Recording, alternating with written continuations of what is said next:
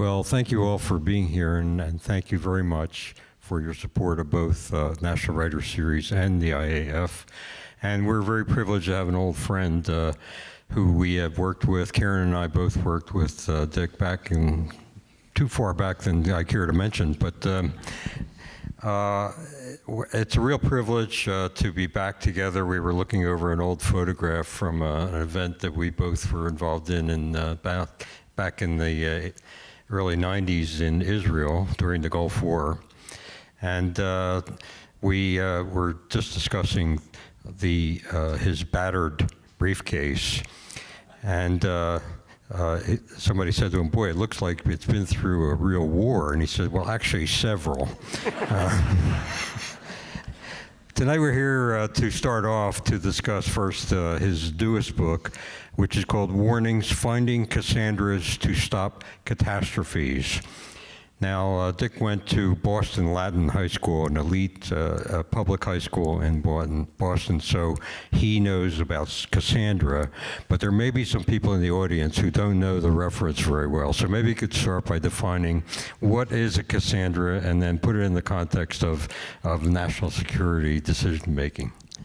Good, thank you, Jack. Thank you all for coming out on a cold night in the middle of the week. You're right, Cassandra is a story out of the classics. She lived in Troy, and she was cursed, well, she was blessed and cursed by the gods. The blessing was that she could accurately see the future. Now, that's great if you're a day trader on the stock market, but the curse was no one would ever believe her predictions.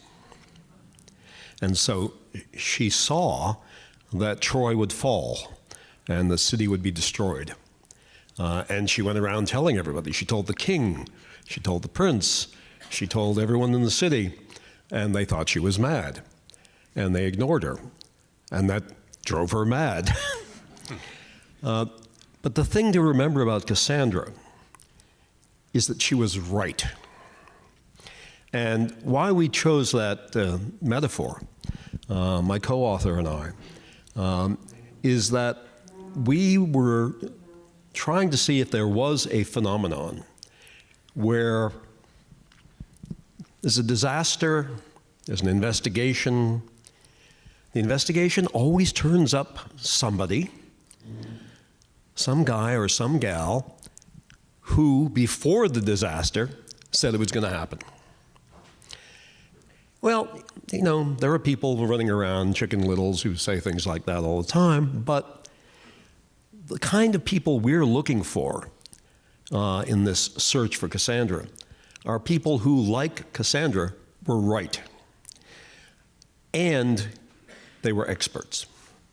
So the search was, could we find a pattern here that whenever there's a disaster, if you go back and look, there was an expert in the field who had data. They didn't just wake up on the wrong side of the bed one day. They had data, they predicted it, and they were ignored.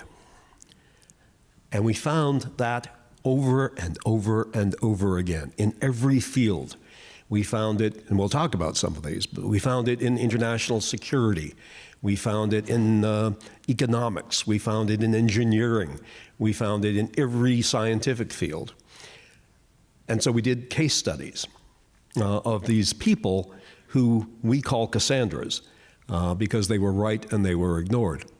And then we thought, well, if we're right about this theory, there must be some out there now. So we looked around and tried to find people who fit the bill, who were experts, who were predicting disaster, but the disaster hadn't occurred yet. And so we did case studies of them. So there are 7 case studies of people who were right, ignored, and there was a disaster. And there are 7 case studies of people who are now predicting disasters. And we ask, is there a way to find out, are these people going to be right too? And in the book, we came up with a little formula. It's very simple, but it's 24 factors. And we apply these 24 factors to all of the 14 case studies. And time again, in each case, all of those factors lit up. You're going to find this when you read this book that it's really annoying and and you know the stories that are being referred to, the wars, the conflicts, the terrible tsunamis, and we'll get into some of those in just a minute. But Dick, most people know that you had a Cassandra moment of your own.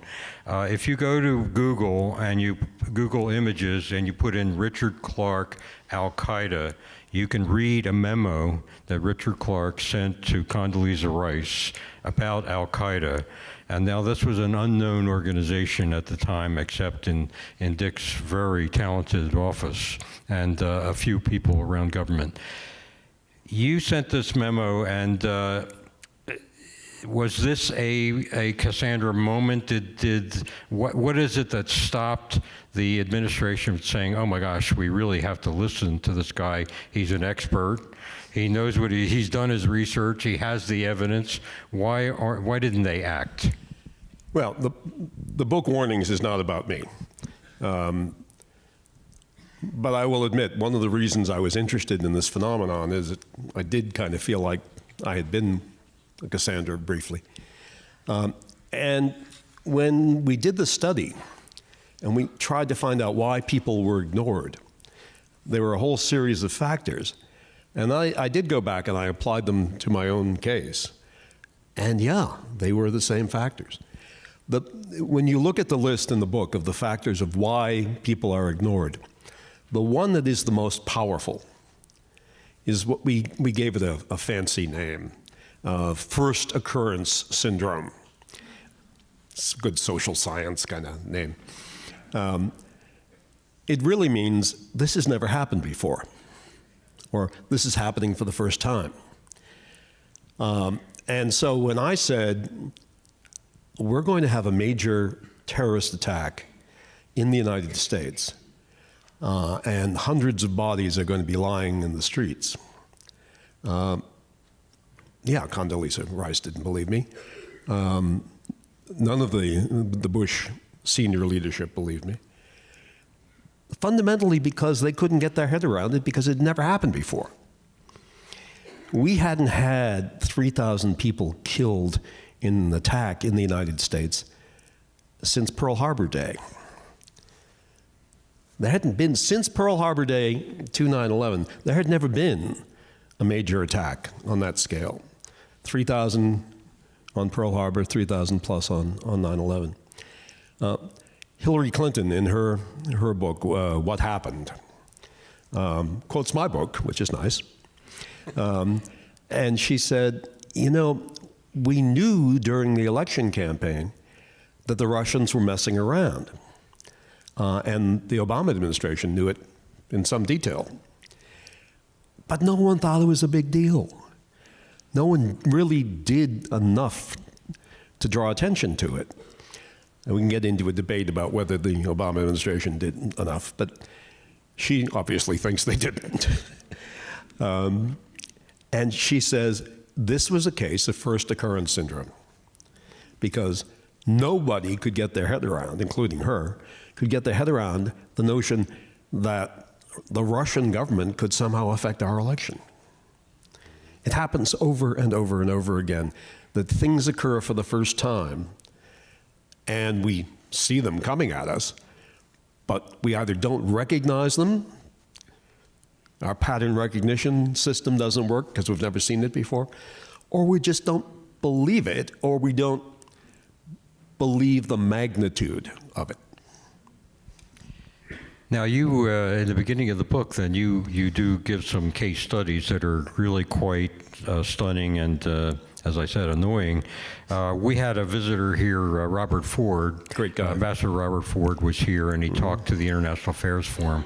And he is one of your examples in talking about Syria, and maybe you could retrace some of that history and explain how it applies in this context. So the case study with Ambassador Robert Ford is about the rise of ISIS, the terrorist group. Now, remember that ISIS until relatively recently, contained an area on both sides of the Iraq-Syria border. They ran cities, big cities. A terrorist group running Mosul, a city of 2 million people, running Raqqa in Syria, a city of 750,000 people. They ran a big piece of territory, bigger than many countries. They had oil production. They were a terrorist group running a country. They had seized their own country. Bob Ford saw this coming. Who is he? He was a Foreign Service officer, an expert in the Arab world. He had served for decades in the Arab world. And he was kind of, the Lawrence of Arabia type, that he would sneak out of the embassy and go to the souks, go to the markets. And he had great Arabic. And, there are like 6 dialects of Arabic. He has them all.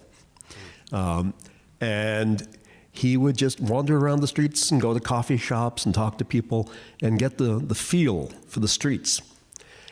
So he really understood the Arab world. He is then appointed our ambassador to Syria.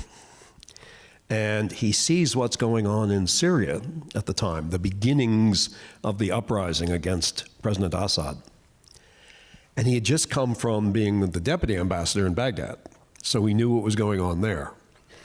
And he put the two situations together, and he said, wow, what's going to happen here is there'll be a little revolt against Assad, and the terrorists will take it over. And they will unite with the terrorists in Iraq, and they'll create a terrorist state on both sides of the border. And he went to the Secretary of State, who was Hillary Clinton at the time, and she said, wow, you're right. The Secretary of Defense also saw it and said, wow, you're right. But when they took it to President Obama and the folks in the White House, they said, are you kidding? A terrorist group that we've never heard of, that doesn't exist yet, is going to pop out of the desert, out of nowhere, and it's going to take over cities in 2 countries? Stop smoking that stuff out there in the souk. It's legal now. Yeah. So he said, no, this is going to happen, and the only way around it is for us to support a counterweight and get involved in the Syrian uprising. And Obama said no, and exactly what Robert Ford predicted happened. And the result of our not acting is that we had to fight ISIS. We had to send in troops, send in aircraft. And if you look now at those cities that ISIS took over, they're all ruined. I mean, these big cities in Iraq and Syria and in Libya look like Berlin in 1945. They look like the scenes out in California from the fires. The cities are leveled. Hundreds of thousands, millions of people have been made refugees. It was a terrible 5-year struggle to suppress them. And I think if we had paid attention to Robert Ford, our Cassandra, we could have nipped all of that in the bud. Now, this suggests there's a kind of an institutional bias and also a personal tendency maybe on the part of top-level leaders. That's not in my program. That really interferes with all the things I want to accomplish. I want that to go away. I want you to put that back and study it some more. Exactly. We also have a social sciencey name for that, which is agenda inertia. Agenda inertia. Agenda inertia. Okay. I got my agenda, and I'm going to keep going. But when you think about it, a president of the United States, a president of a university, a CEO of a company, they've been selected, not because of their hair color, but because they said, if you choose me, I will do this, and here's my program. And so now they become the president of the university or whatever it is, and they want to do that program. And now you come into the room and you say, excuse me, I know you're doing your program over here, but I know something you don't know about something that you've never thought about. And it's more important than anything you're doing. So drop all of that stuff and work on my issue. And by the way, I need all of your resources. From the decision maker's perspective, you do understand why sometimes they really do exactly what you said, which is say, yeah, go study that some more.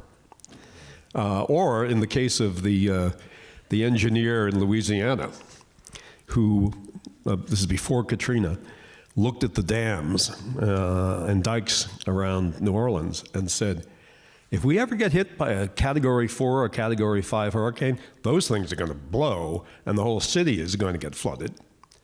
He was a professor of civil engineering at Louisiana State. They fired him. They fired him from the faculty. And that's not there. There's a similar example with a very fascinating backstory to it about Fukushima, and a warning that was delivered 1,000 years before they built the nuclear plant. Yeah, 400. So I don't know if you remember the horrific scene.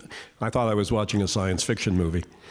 There were 4 nuclear power plants on the coast in Japan, outside a town called Fukushima. And you could watch on TV, one by one, as they blew up and released nuclear material.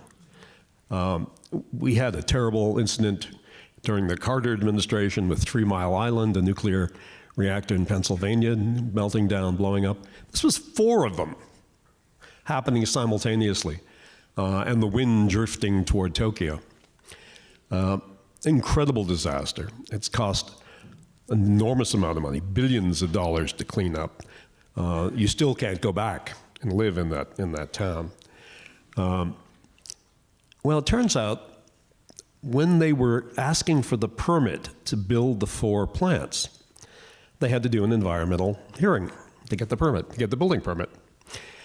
And an engineer shows up at the hearing and says, you can't put the plants here because someday there'll be a very big wave. And unless you have a giant seawall, all your plants are going to get flooded. And they said, what are you talking about? That's never happened. And he said, well, actually it did. He said, it happened 400 years ago. And they're like, well, how the hell do you know that? And he said, well, I went to the site, and then I climbed up the hill behind where you're going to put these plants, and there's a big rock halfway up the hill, and it says in ancient Japanese script, don't build your house below this line. Not a very subtle message. I mean, No. It's pretty clear. Yeah.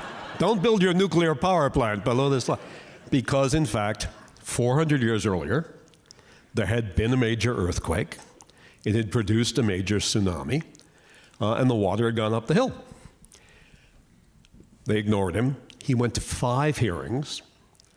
He wrote up all the technical specifications, totally ignored.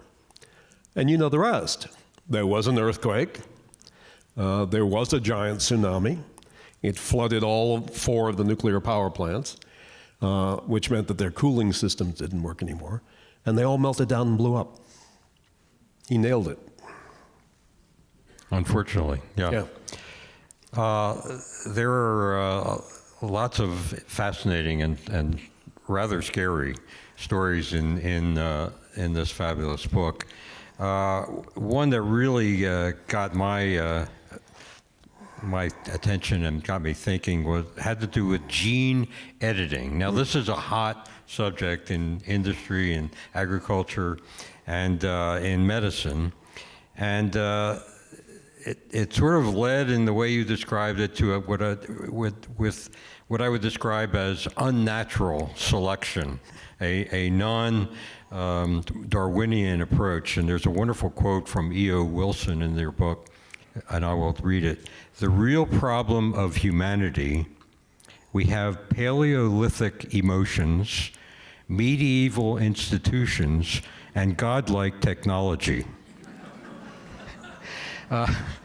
Now, there's a lot going on in this field, and you have described some of the Cassandra moments, and there are more than one, that is happening right now. What could you maybe explain how this stuff works, and how is it a danger? Should we be worrying about it? Well, so this is one of the future possible Cassandras. So the 7 case studies of the future, one of them is gene editing. And I don't make a judgment in the book about whether this is a bad thing or not. I just lay out the facts through the mouth of our Cassandra.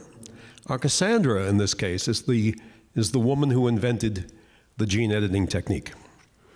Professor Dudna from the University of California at Berkeley. She's a wonderful person.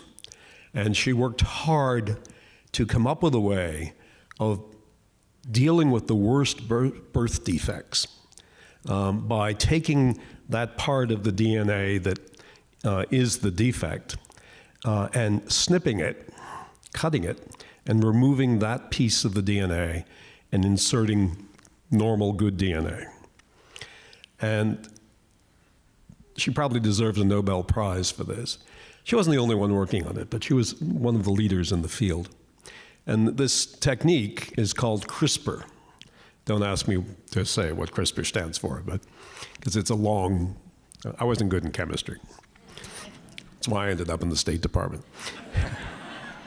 But so you would think, why would this wonderful woman, a scientist, be a Cassandra? Well, she told me, you know, I wake up in the middle of the night thinking about Dr. Frankenstein. Because if you remember in the movie, in the Mary Shelley novel, Frankenstein is the inventor. The monster is not Frankenstein. It's Dr. Frankenstein's monster. And so she wonders, you know, am I Dr. Frankenstein? Have I invented a monster? Because that same technique that could be used to cure any number of awful genetic defects could be used to enhance genes, could be used to give to newborns or people in the babies in utero or IVF superhuman capabilities. Now, ethically, the medical field won't do that right now, even though they maybe could right now. But who is to say that China, which is doing a lot of work on CRISPR-Cas9, more than we are, or North Korea, or who knows who. Imagine North Korea producing an army of supermen through genetic modification. Babies who were born and grew up, who were all 6'5" and obeyed orders.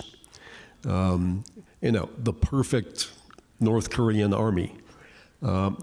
So she worries, have we let something out of the bag here that can be misused? I don't know whether she's right. And in all of the 7 chapters at the end, you've got to decide whether the person is or is not a Cassandra. Mm-hmm. And that terrifying prospect that you just laid out of not a benign country, a country that is our adversary at least, to say, well, we're going to experiment with this. And to be clear, this isn't happening today, although not that we know of. Not that we know of. We're not sure, but we know that the technology is out there. It's being discussed openly at medical fora and conferences and so on. So it's being passed around in the medical world and other worlds, I guess. Yep. But I could see, it may start with something like, I want my child to have higher intelligence, or to be stronger, or to have blonde hair. And then it goes from there. Well, it could. It could create a caste society. You could imagine some totalitarian government like China or North Korea deciding, well, we're going to have a small elite, and they're going to have extremely high IQ, and then we're going to have some workers.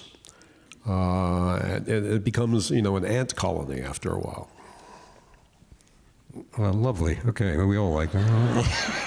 We will come to the audience relatively soon for questions, but I want to continue along these lines a bit, if I may.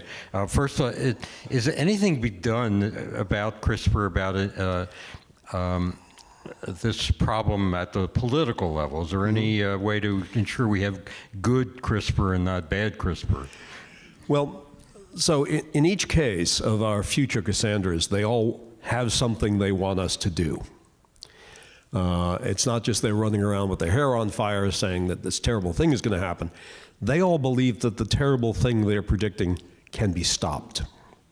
And in the case of CRISPR, Cas9, what Professor Dudner would like is for us to take the ethical code that the US medical community and the European medical community have adopted, that we'll fix birth defects, but we won't create enhancements.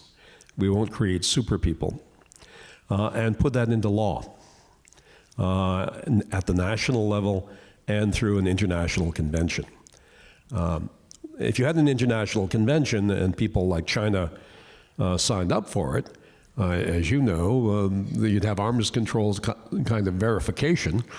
You'd have people going around inspecting labs to make sure that wasn't happening. Now, maybe they could still do it and hide it away somewhere, but it would be harder.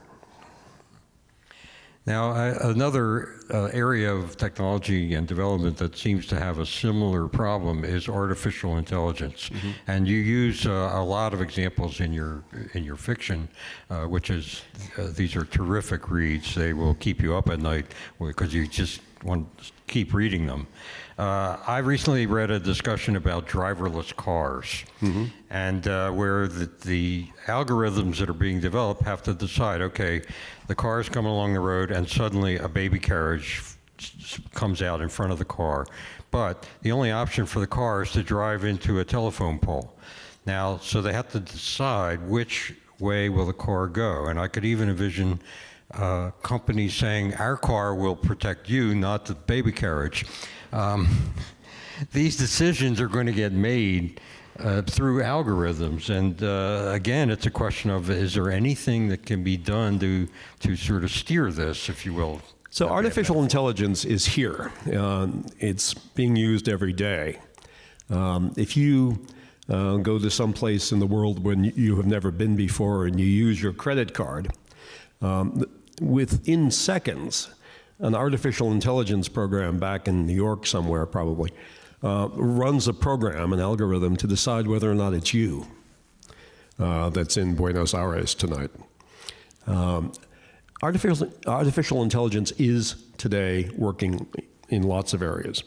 And we don't see it, we don't know it's there all the time, but it's exploding and being used in every imaginable field. The reason we put it in the book is we found Cassandras who are afraid that it will take off and we won't know what it's doing. And when I looked at that, I thought, well, that's a crazy idea. I saw that movie, And by the way, a lot of the problems with the Cassandras is that they're predicting something that actually was in the science fiction movie. And we'll talk about that when we get to asteroid impact. But it turns out, if you've seen something in the science fiction movie, and then somebody comes into you and says, this is really happening, you don't believe them, or you don't take them seriously.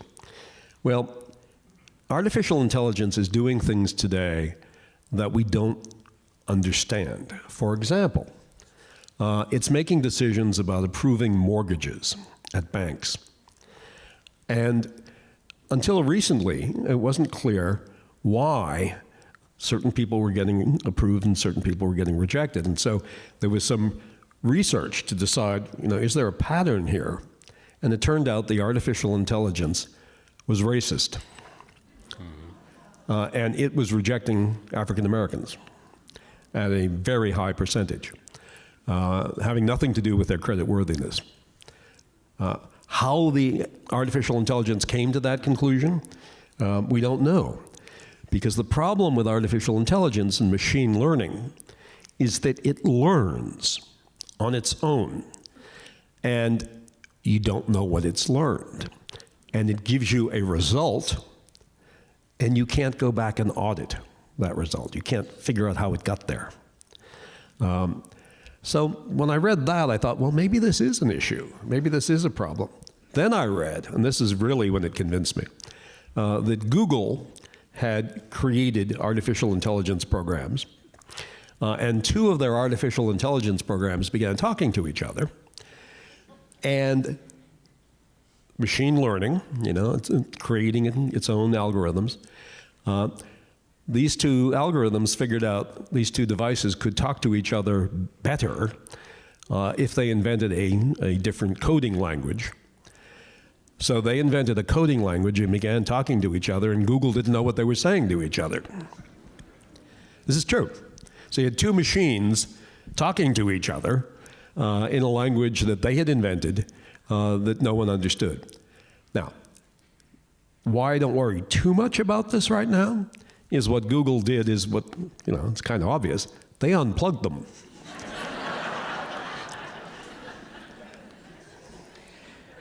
But if you read Breakpoint, one of his terrific books, and you discover something called living software doing exactly what he just described, which is not fiction. And then one day the two computers, or the 2 million computers, talk to each other and say, really the weak link in all this is the people. So let's get rid of them and let's get them out of the loop. And there was a cartoon recently in the New Yorker with the robot saying goodbye to the last employee, saying you'll have lots of time now to watch Netflix. Well, so that's the other fear that our Cassandra has had in the book about artificial intelligence and machine learning, which is it's taking away jobs. Now, I know we've all heard that. I think, when I was in high school, I heard the automation. We didn't call it robotics then. We called it automation. Automation was going to take over and we wouldn't have any jobs. So we've heard this before. And there are a lot of economists that say, no, it's just changing jobs. Now, instead of doing the work on the assembly line, you get to repair the robot that does the work on the assembly line. But combined with this business of them making decisions that we don't understand, is the fear that if we don't control the expansion of machine learning, that artificial intelligence, when combined with robotics, and there's huge progress in robotics in the last 5 years, go to a website called Boston Robotics and watch the videos of these robots. They're incredible. Combining robotics with machine learning, artificial intelligence, might really threaten a lot of jobs and might eliminate a lot more jobs than it creates. So that's the twin fear with that, Cassandra. Now, our theme in the International Affairs Forum has been envisioning the future, and one area that you've been writing a lot about is the advances in warfare, particularly if we focus on drones. The use of, they don't like them to call it unmanned aerial vehicles because they actually use a lot of people to run them. So they're remotely piloted vehicles. Remotely piloted vehicles. They have a pilot, but she's sitting in an office somewhere in Las Vegas. Yeah. So it began under President Obama that drone strikes began to be the weapon of choice. Well, we began them under President Bush. We began them under President Bush. And President Obama, the slope went up sharply. Huge increase. At that point. Yeah. Now, it strikes me from reading what you've written about this that there's no limitation on terrorist groups going to one of these shops that sells robots or sells drones and buying off the shelf something pretty sophisticated and then putting a bomb on it. Yep. Are we going to be seeing one of these things flying into the Super Bowl game one day? So Jack's referring to, I think, my novel, So there's a novel I wrote called Sting of the Drone. And in Sting of the Drone, some terrorists in Afghanistan want to get revenge because some of their family have been killed by drones, U.S. drones. And so they go after the U.S. drone program, and they go after the pilots. The pilots actually are in Las Vegas, in the real world and in the book. They sit in Las Vegas and drive drones over Afghanistan and kill people. And one of the things, I don't want to give too much away about the novel, but one of the things that happens in the novel is that the terrorists come to the United States and buy and use drones against us. And they, well, I won't give too much away. But so I wrote that, and I got the usual, sort of titters of laughter out of people in Washington. And then it started happening. We've seen ISIS did it, use drones, commercial drones, the ones you can buy on the internet, and put explosives on them. The president of Venezuela was almost killed a couple of months ago with a drone with an explosive on it.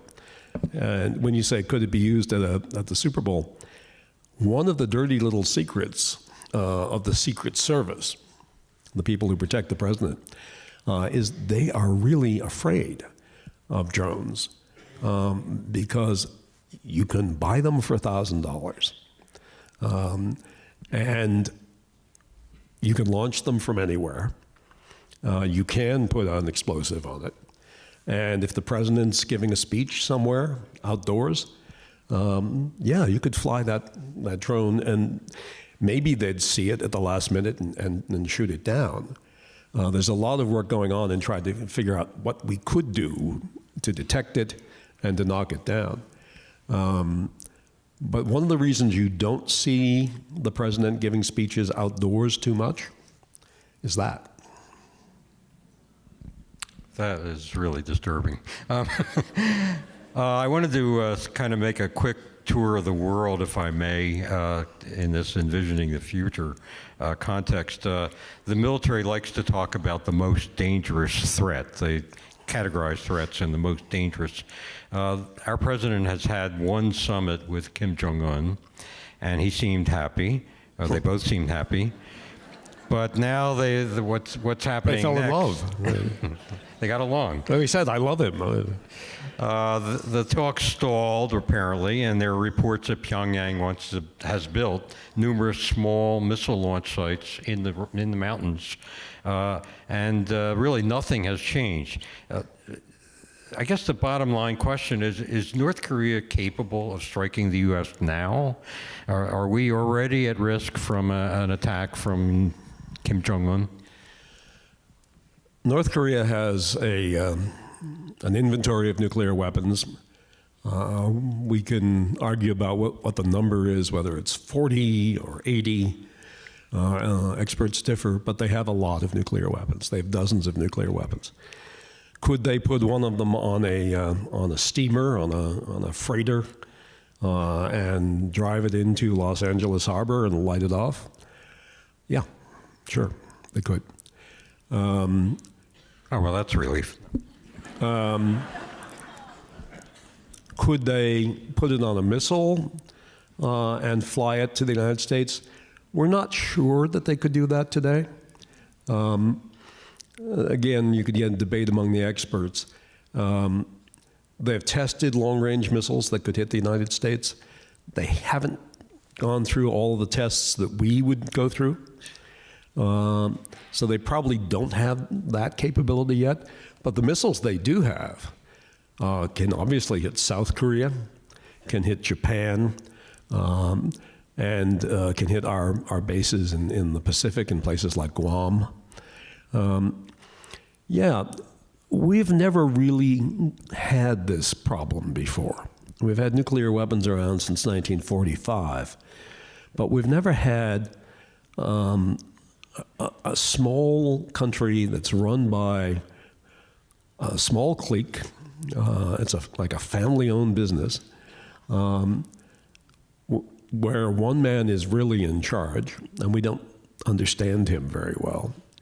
And there are reasons to believe that he's a little weird, but, you know, presidents are sometimes. But we've got a renegade regime, an unstable regime that has said in the past they want to go to war with us, and they have nuclear weapons. And it's not clear that we can deter them the way we deterred the Soviet Union and now Russia. It's a new problem. It's one of the reasons why we have to be very careful Iran never gets a nuclear weapon, because they might use it. They do not yet have, as far as we know, they do not yet have an operational nuclear weapon. They haven't tested one anyway. The judgment of the U.S. intelligence community is that they do not have a nuclear weapon. Iran, this is. They took Iran. Under the agreement that Obama worked out, John Kerry worked out, they took 90% of their nuclear material and exported it after they signed the agreement. The agreement required them to give up 90% of their weapons-grade nuclear material, and they did. They shipped it out of the country, and that was all audited and verified and monitored. Now, we are not applying pressure to North Korea right now, it seems. We are applying extreme economic pressure on Iran. Karen and I, when you were Assistant Secretary of State for Political Military Affairs, we were in the European Bureau slaving over verification agreements with the Soviets. And that took years. I mean, it was bad. And none of that work seems to be going on. So, you know, if we reached a new agreement with Iran, it would have to be more than a nice paper that the two leaders would sign, I assume. So the Iran agreement that Obama got has verification. And it has close to go anywhere, anytime to do inspections. And that work is going on, even though the U.S. is no longer party to the agreement. The other nations, France, Germany, England, the United Nations, they're all doing the inspections of Iran. And so that work is continuing. And there's good reason to believe that the Iranians are living up to the agreement. With North Korea, we have not begun to talk about verification. And frankly, I can't imagine that North Korea would ever allow us to go everywhere we needed to go to find out whether they'd hid any nuclear bombs away. North Koreans are very good at a number of things, and one of them is building tunnels. And the entire country is just filled with tunnels and caves. And you'd have to go around inspecting all of them to see if they had nuclear weapons. In my novel, Pinnacle Event, I talk about a real world, that's fiction, but I begin with a real world fact that you know, that is South Africa had nuclear weapons. South Africa built 6 nuclear bombs under the white apartheid regime. And then they said they had a change of heart. They wanted to come back into the world community. They were going to get rid of apartheid, and they were going to get rid of their nuclear bombs. And so they said they destroyed them. Well, no one ever saw them do that. So that's all true, and then the novel takes off from there. Yeah, it'll definitely keep you reading. Wondering where is this going to end up, and with the ending, I wouldn't tell you a word about it, but it's a mind-expanding experience. There's a trick. There's a trick ending. There's a trick ending. Another big area that we look at in the future, the climate of the planet seems to be changing. The fires you mentioned in California.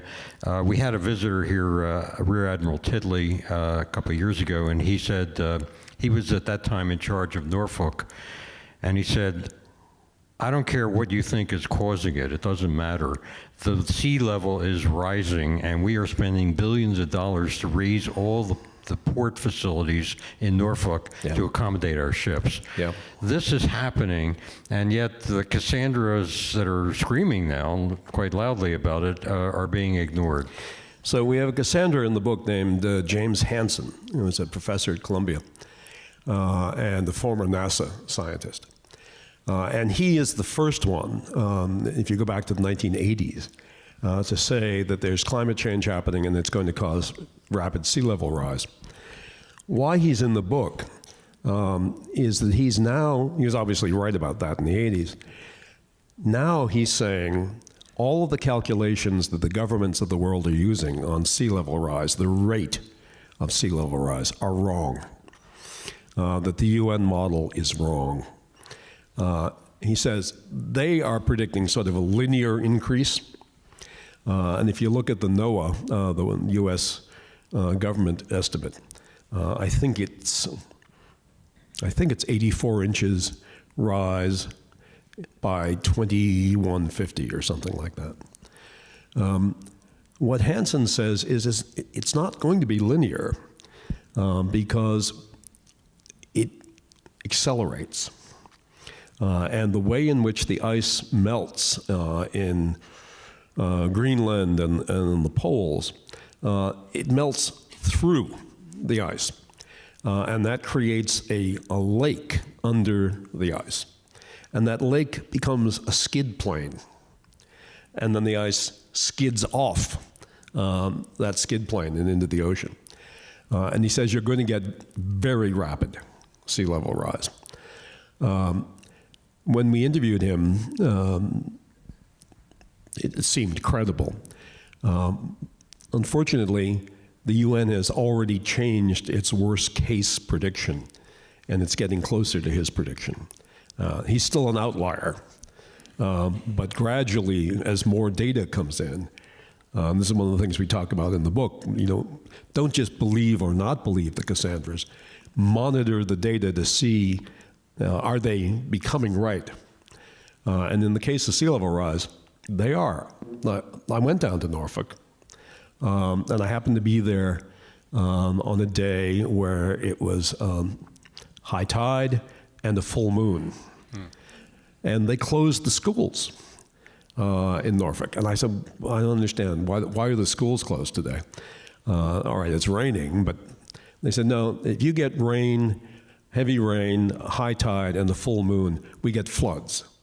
We call them king tides. And they happen every couple of months. And they flood the city. It's also happening in Miami. It's happening in a number of cities around the world. And the problem is, well, there are a number of problems, but one of them is, if we lose large parts of Florida, if we lose lower Manhattan, if we lose large parts of Boston and San Francisco and the other coastal cities, that's going to have a devastating effect on the economy. And we're going to have to move millions of people. I don't know where we're going to get the money for that. But there's absolutely no planning going on for that sort of thing. Now, some of the cities are. New York appointed a climate change czar. Boston has actually got a sea level commissioner. But that's at the city level doing planning. It ought to be at the national level. And there's no planning going on at the national level to deal with sea level rise.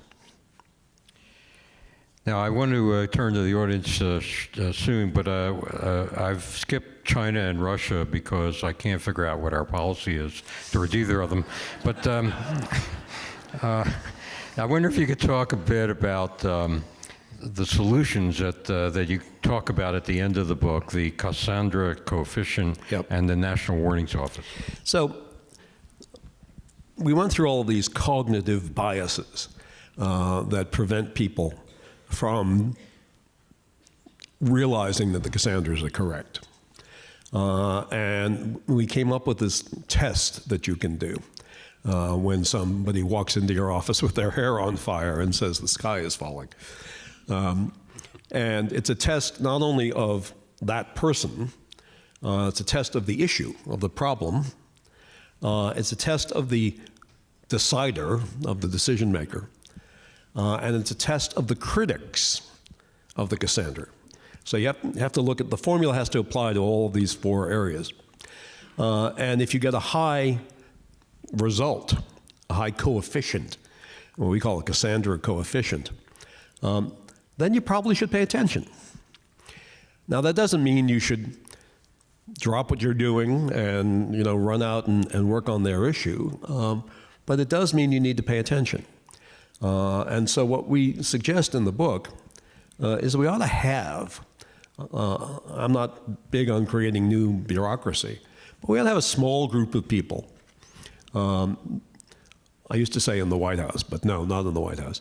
A small group of people at the national level who kind of scan the horizon for these Cassandras and bring them in, hear them out, test them in some way, maybe using our Cassandra coefficient formula, and then decide maybe we should hedge our bets.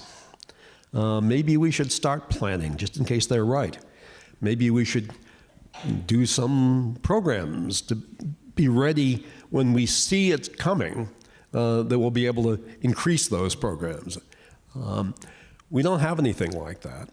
There used to be in the intelligence community, you remember, a national warning officer. Isn't that a great title? We had someone called the National Warning Officer, and there was a small staff, and they looked around for what the intelligence community and the rest of the government was missing. That office was abolished about 15 years ago. So we don't have anybody to deal with these issues that are falling between the cracks. We don't have anybody to deal with these issues where the people in charge probably aren't doing enough. In the book, we talk about asteroid impact. And I know that sounds like a crazy idea, but wait till you read the chapter. It's not a crazy idea. And it has happened. It's happened a lot.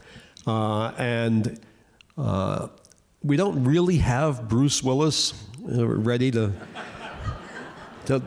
every time I talk to an audience about this, they say, well, yeah, but I saw the movie and Bruce Willis gets in the space shuttle and blows up the asteroid. We don't have that. What we do now have, because of the work of our Cassandra in the book, David Morrison, is that NASA has now established, Congress made them do it, an Office of Planetary Defense. And they are beginning to systematically scan to look for these asteroids, and they're beginning to develop a plan so that maybe someday in the future, if we saw an asteroid coming, we could do something about it. The last time we saw one was about 4 years ago. We had 48 hours notice, and thankfully it hit in the desert in Sudan. But it was large enough that if it had hit in a city, it would have wiped out the city. And this does happen. Most of the world is made up of water, so they hit the water. But city killer asteroids are a thing that historically has happened a lot. And so having the ability to see them coming, that helps. And now the Office of Planetary Defense is doing that. But I would be a lot more comfortable if, when we saw them coming, we could do something about it. National Warning Officer. Imagine what the kids of that guy had felt, when you got a warning from your dad and he's the National Warning Officer. I mean, you better pay attention. Or better yet, he's the Planetary Defense Officer. All right, let's bring the lights up and give the audience a chance to participate. And we have microphones that will be available, and if you'll put your hand up, we'll be happy to ask you. Stand up if you can and give us your name and fire a question. My name is Dan, and Real close to your mouth. there we go. Some of the top scientists in the world have all signed a document stating that we should not pursue artificial intelligence. Maybe you can expand on this document? Yeah, so in the book we talk about some of the people who you may have heard of who think artificial intelligence and machine learning could be a problem. People like Bill Gates, Elon Musk. I know Elon Musk has a car that uses artificial intelligence. But what these leaders in the IT industry have said is we need rules about artificial intelligence. They don't want to ban it because it could do great things. I mean, imagine if when you go in for your health checkup and you get all the battery of tests that you get, if all of that information were fed into a diagnostician that was an artificial intelligence program, and it caught something that your doctor wouldn't catch. Today, X-rays and CT scans are being read by artificial intelligence, and they are capturing breast cancer that's escaping the doctors. They have a much higher accuracy rate of catching breast cancer on the tests. So there are good things that AI and machine learning can do, but what these people you're talking about, these leaders in the IT industry, are saying is we need to have limits. And one of the things they are calling for is a rule that if you're using artificial intelligence, we should be able to audit the decision making so that we know how they came to the decision they came to, and see if there's any bias that's been built into the program, like with African Americans and mortgages in this one bank.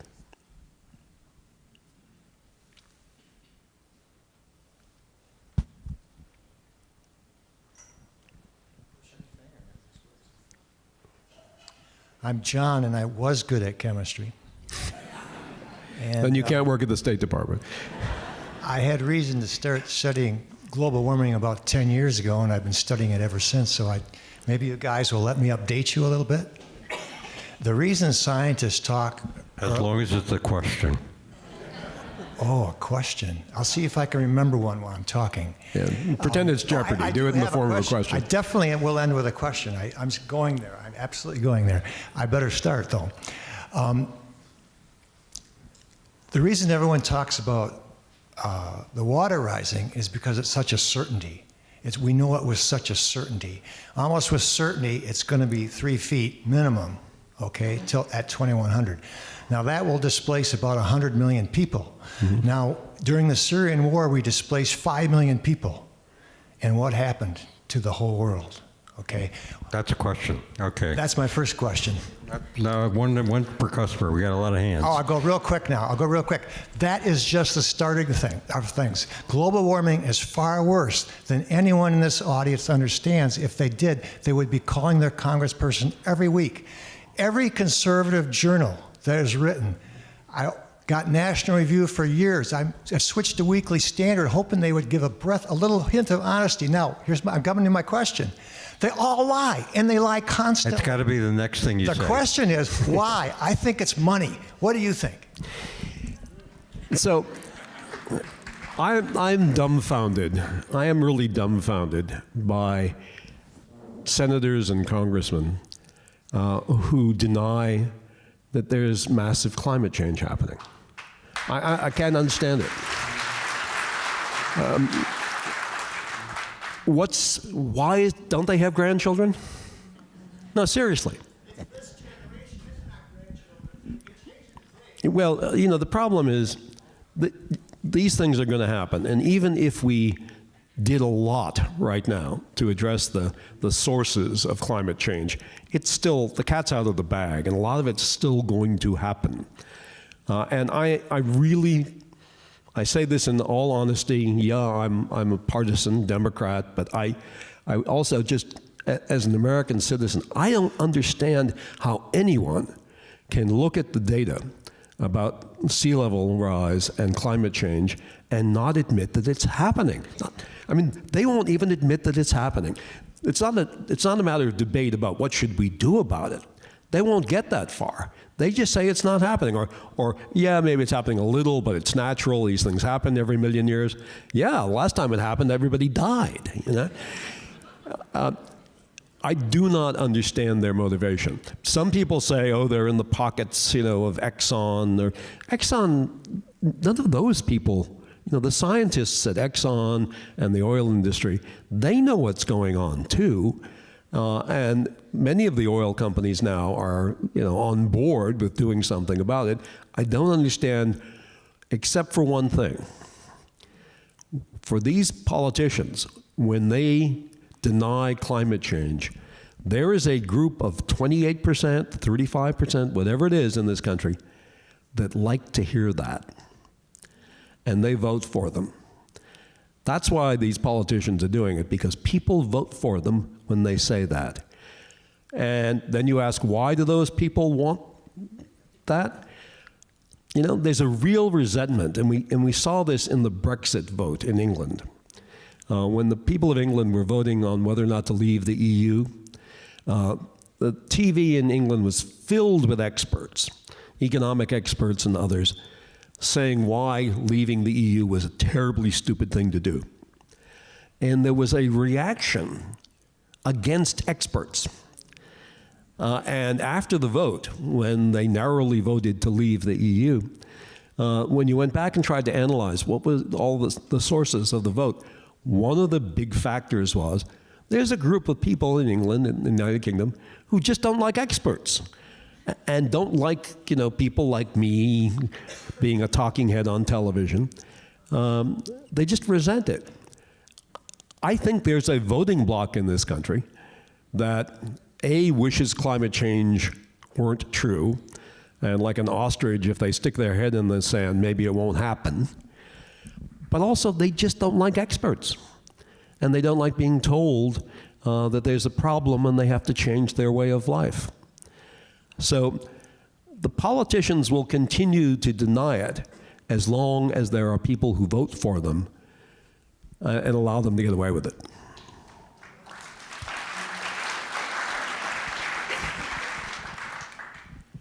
Up in the balcony. Way up in the back. How's the air up there? Just fine. I'm very frustrated with what seems to be the rewriting of history, saying that we didn't have, or that we had a lack of intelligence on 9/11 and especially WMD. I have my copy of the 9/11 Commission report right here, and it had all kinds of warnings, and also about WMD, supplemental articles discounting yellow cake uranium, stockpiles of weapons, and ties to Saddam Hussein. You mentioned earlier about agenda inertia, and a theory I have is the Council on the American Century, Dick Cheney, Cohen, all the people that were involved in the planning of the Iraq War. Do you think that was an example of agenda inertia? Yeah, that's exactly what it was. What you had was a group of people who worked together before they came into the Bush administration, in the election campaign and getting ready to take over the government. A group of people around President Bush, not him, but Cheney, Rumsfeld, Wolfowitz, there's a whole slew of them, who had an agenda. And that agenda was that we should invade and occupy Iraq. We can talk for hours about why, but they had that agenda. And so when I came into the room and said, you're having all these meetings on Iraq, I need an urgent meeting on Al-Qaeda, they didn't want to hear it. They had their agenda. And dealing with Al-Qaeda was not part of it. So as to your point, were there intelligence warnings about 9/11? There were a ton. What I didn't know was how the attack would occur, where the attack would occur, or precisely when. I knew it would occur in the summer of 2001. I had enough intelligence reporting to indicate that, but we didn't know exactly where. And CIA was saying it would probably take place in the Middle East. I thought it could take place in the US, and that was why I was demanding an urgent meeting and didn't get it, because they were having their meetings on Iraq because of agenda inertia. So you're absolutely right.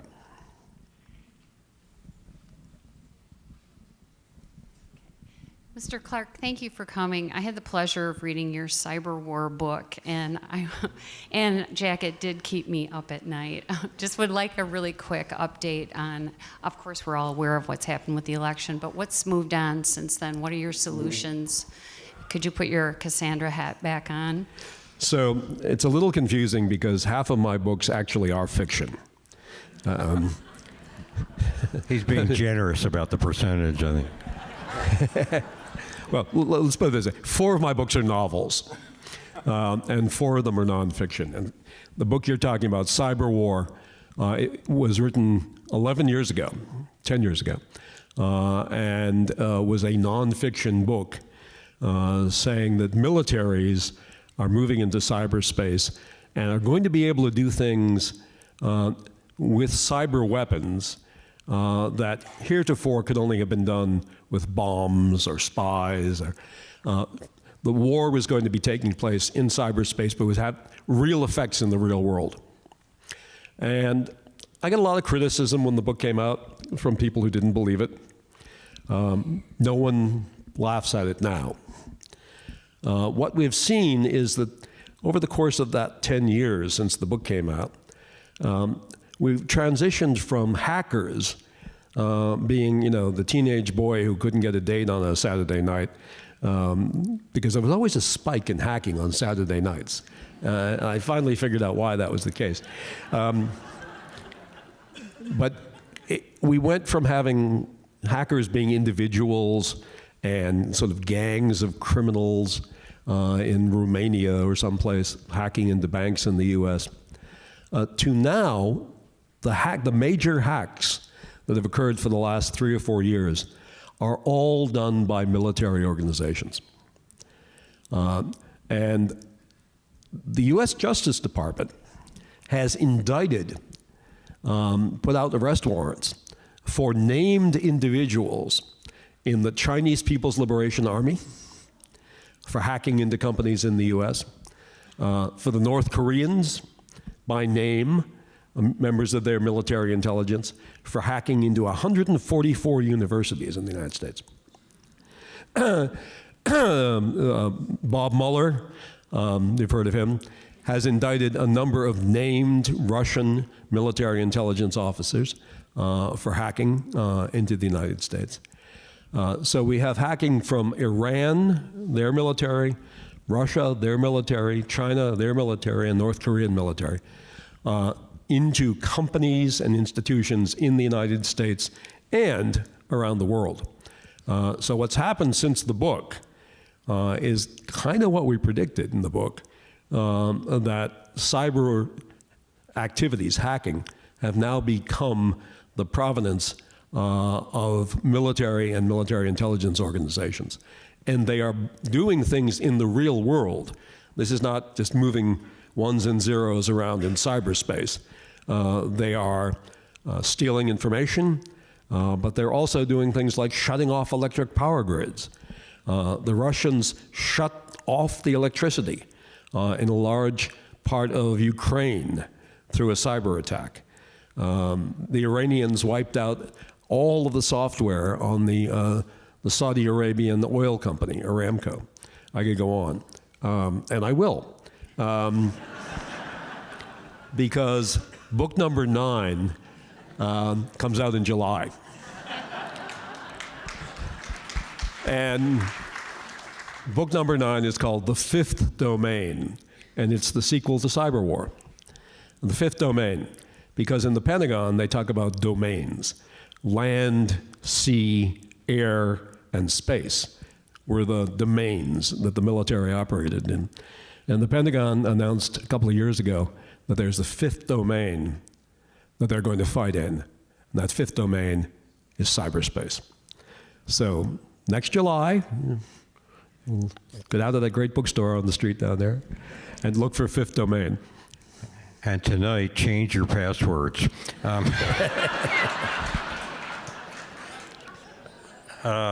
If I can get a microphone up here, Casey, and then in the meantime, there was a hand back here.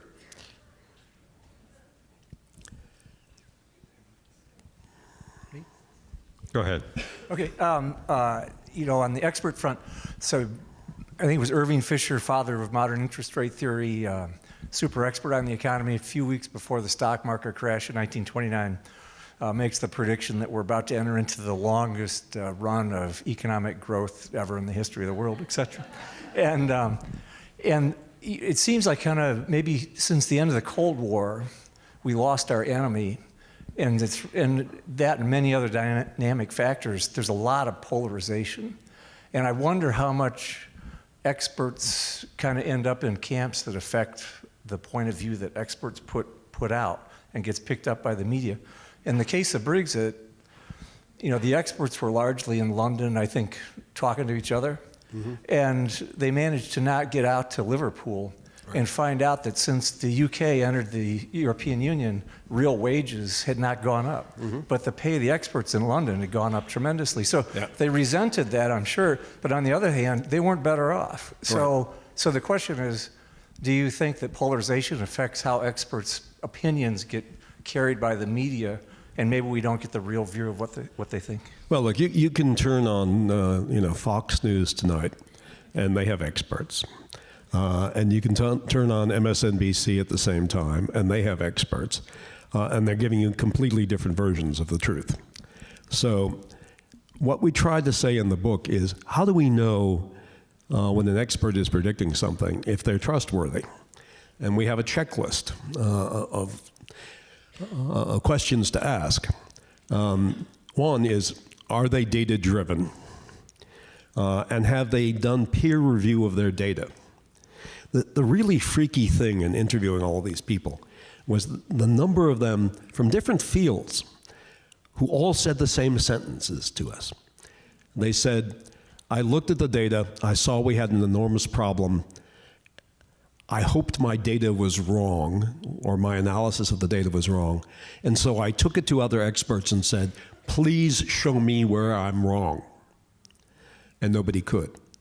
We had 5 or 6 people say that exact phrase, those exact phrases to us. So the question is, are they an expert that was previously recognized by everybody as an expert before they made the prediction? Are they data-driven? Did they give the data over for peer review? Did anybody find anything wrong with their methodology? And then, who's paying for them to do the work? And do they stand to benefit in any way if we do the things that they are saying we should do? Well, clearly, Jim Hansen does stand to benefit if the world doesn't, melt. But he personally doesn't stand to benefit any more than any of the rest of us. There's no personal gain in it. And when we applied that test to all of our Cassandras, we found they all passed it. They were data-driven. They did peer review. They were not being paid by somebody who had an axe to grind, and they didn't stand to personally benefit. They hadn't bought up beachfront property in Kansas.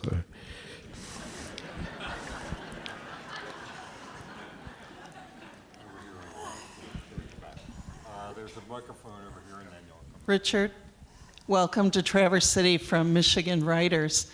Most of us will not have access to the experts that you've talked about tonight, and we'll get our information from journalists. Could you talk about the role of journalists? So I do a podcast called Future State. And we just wrapped up a season, but you can still go back and listen to them if you go to your Apple or wherever you get your podcasts, Future State. And one of the episodes we did was called Assault on the Media. And we talked about the value of investigative journalism and how investigative journalism prevents a lot of abuse. And we need to make sure that there's a place in our society for investigative journalism. Unfortunately, if you look at television in particular,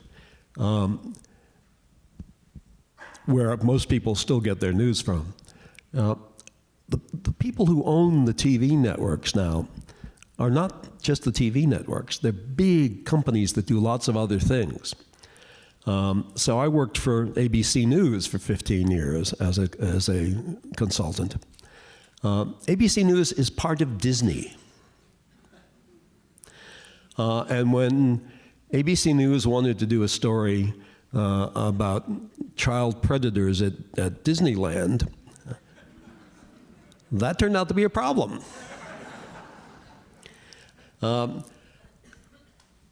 NBC is owned by Comcast.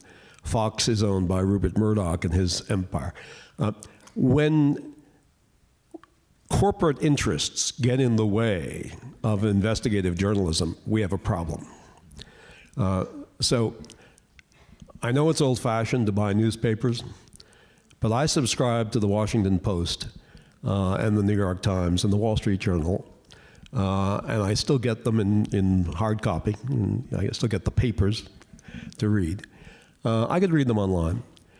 But I think it's important to support journalism.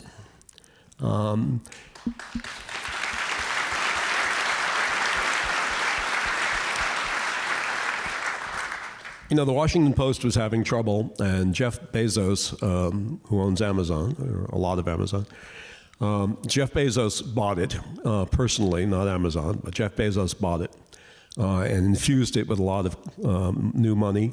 They hired 40 new investigative reporters.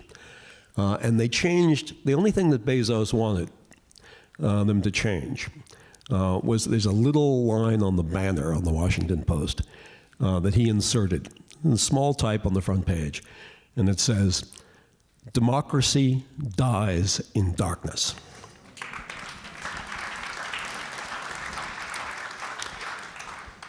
I think it's very important that even if you don't like a particular journalist, or you don't like a particular news outlet, we need to defend our news outlets, our journalists, against the assault that they're currently under from the government. The kind of thing that's going on now with the President of the United States saying that the journalism are the enemy of the people, that's straight out of the Russian playbook. Actually, the phrase, the enemy of the people, is a phrase that Stalin came up with. We've got to be very careful that we don't slip into a different kind of country. Because when you slip into a different kind of country, it happens incrementally. And any one change doesn't seem like a big deal.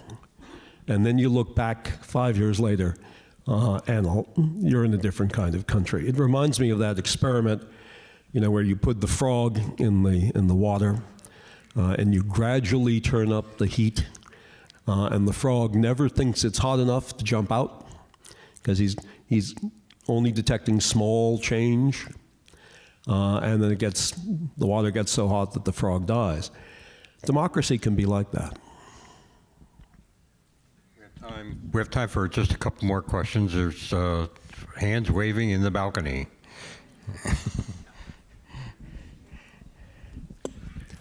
Hi, Richard. It's Tim from the People's Republic of Cambridge, a place you're familiar with, I think. Based on the systematic dismantling of the State Department, is it possible to restore it? And if that's too long-winded, maybe an anecdote about Colleen Raleigh, please. The State Department suffered very badly under Secretary Rex Tillerson. He fired a lot of experts. He closed a lot of offices. There was an office in the State Department to worry about cybersecurity and cyberwar. He closed it and fired the people. A lot of that kind of thing went on under Tillerson. And frankly, a lot of people who were past retirement age, I mean, they had been in the Foreign Service and the State Department long enough that they could have retired, they were still willing to work. They enjoyed what they were doing. They were national assets, national treasures. But because of the things that Tillerson did in the State Department, cutting it back and undercutting it, hundreds of them left.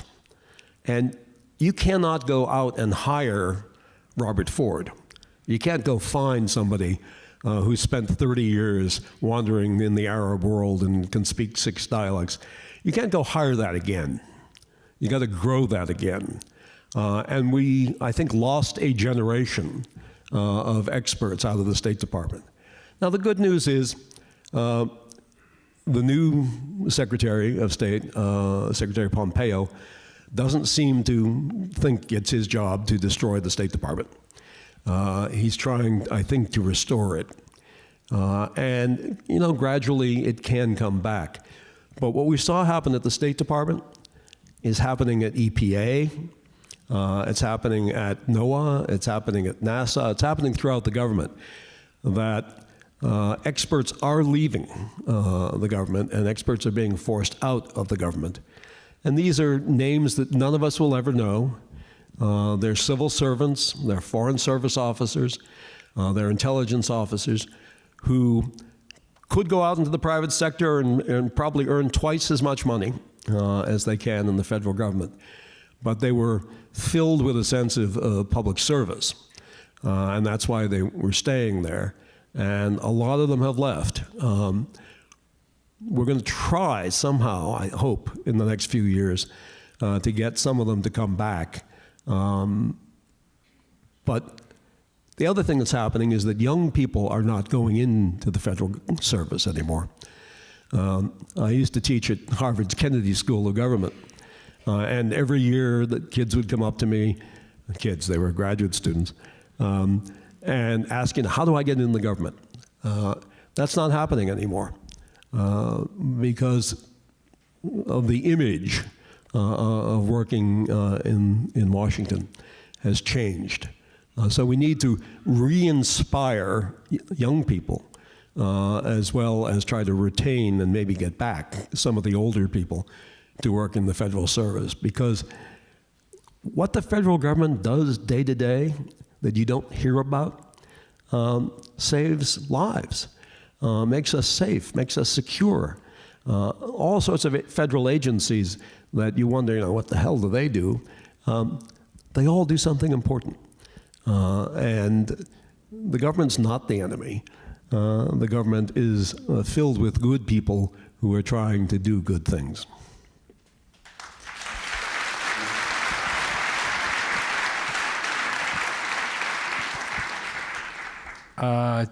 We have a last question in the audience, and this lady has been patiently, and so that'll be next to the last, and then up here, yeah. And then we're done. Then we have to cut it off. But you have one up there, yeah? Go.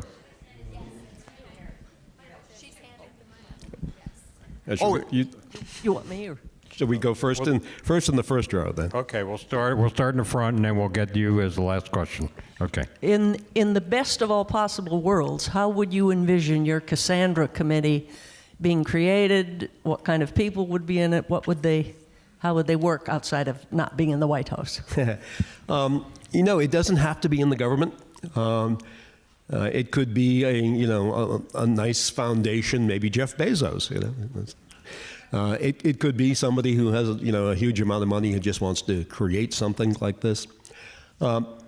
I envision 6 or 9 experts, scientists, engineers, policy people, a diverse background, and a small staff, but they've got the money or the authority to hire experts to test propositions. so that if they discover someone coming in a field and saying there's a problem here, they're not going to themselves be the experts to figure that out. They're going to look to see if it fits the Cassandra formula. And if all of those 24 indicators light up, if the Cassandra coefficient is high, that's what their job is. And then if it is, then they go out and they fund studies to verify that the Cassandra is right, and to test the hypothesis and to test the data. And if they determine that the Cassandra is probably right, then they get the appropriate branch of the government to start planning to do something about it. So it's a very small organization of people who know about scientific principles and investigation and analysis, but they're not necessarily going to be the experts on the subject. Last question. Nate Peters, proud member of the U.S. Forest Service. Thank you kindly, sir, for your service to this country and for being with us tonight. My question, and pardon me if I missed this in your remarks, but my question is, how can the Cassandras shape their messaging so that it both appeals to and inspires action by political leaders and the public alike? Thank you. It's a very good question. Yeah, you don't want to be like the original Cassandra who gets increasingly crazy and is seen running around Troy yelling at people. Frankly, some of the Cassandras in the book, there's one, a guy named Harry Makapoulos. Harry was an accountant in Boston, and he noticed that some of his clients were using Bernie Madoff to do their investments, and that on paper they were making a lot of money. And so Harry started analyzing the Madoff fund and determined that it was a pyramid scheme. And he went to the SEC in Washington and reported it. They did nothing. He went back a year later. They did nothing. He went back a third year to report, and he had all the actuarial information, and they did nothing. And so he was starting to get a little crazy, and he thought, well, maybe Bernie Madoff is going to put a hit out on me. Maybe he's going to put a contract out on me. So this little accountant guy in Boston started wearing a gun. So it does happen. Jim Hansen, the expert on sea level rise, got so frustrated he chained himself to the White House fence. You remember that? That didn't help. So we do have a section in the book where we say, if you are a Cassandra, here are some things you shouldn't do. Carry a gun. Chain yourself to the White House fence. No, but we do have a list of things that we suggest you do. And the key is to find champions. The guy, David Morrison, who got NASA to create the planetary defense program and look for the asteroids, what he did was he found a couple of members of the Congress and a couple of members of the Senate and convinced them. I don't know how he was able to look at that entire body of 535 people and figure out the 2 or 3 people who could care about asteroids, but he did. So if you can find a champion and convince them, and that champion is credible and is a public official, or better yet, can do a documentary that can run on Netflix or something.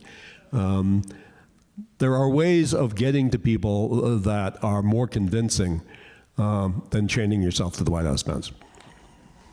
Well, ladies and gentlemen, please join me in thanking Richard Clarke.